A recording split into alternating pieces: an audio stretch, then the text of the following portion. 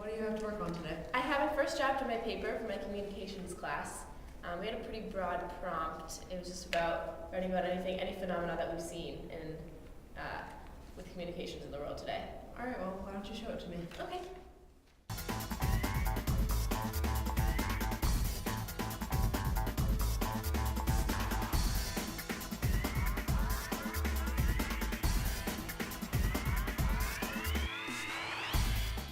Ready.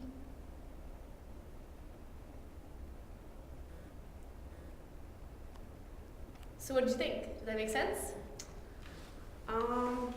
Can you tell me a little bit more about what you're trying to prove with this paper? Okay, well, I was just talking about how social networking has pretty much taken over our lives, and we communicate solely online now, and it's pretty much just defines our means of communication. It's changed some of our values, like humor. Okay, well, it seems like you have a lot of really good ideas for this paper. Can you tell me why you structured it in the way that you did? Well, I didn't really structure them in any specific way. I kind of just threw them together and hoped that they made sense. Yeah, that's kind of what I got from reading it. So what I think you should do is I really think that you should look at your transitions. Okay. Transitions allow you to move from one aspect of your argument to the next in order to make a connection between the two so that your paper flows and makes logical sense.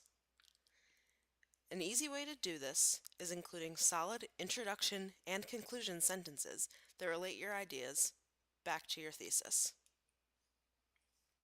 For example, if you're writing a paper about the superiority of wheat bread to white bread, you might include both a paragraph explaining the pros of wheat bread and the cons of wheat bread. To close a paragraph containing the pros of wheat bread, you might want to say something like, the numerous benefits of eating wheat bread have made it one of the most consumed types of bread in the nation. To create a smooth transition, you might want to start the con paragraph with something like, while wheat bread has numerous benefits, there are also some considerable drawbacks in its consumption. This way, the reader won't get lost in your ideas and everything will be very clear to them. That makes sense. So I just have to close my first idea and lead to the next one. That doesn't seem too hard. No, it's not. Why don't you take 5 minutes and write transitions between all your ideas and then explain the paper to me again? Okay.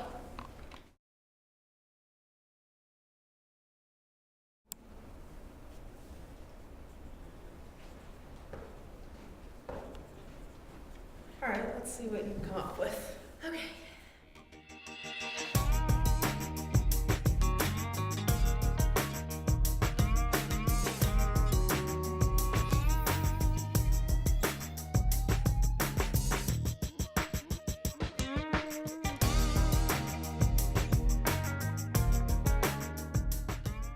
So do you think that flowed any better?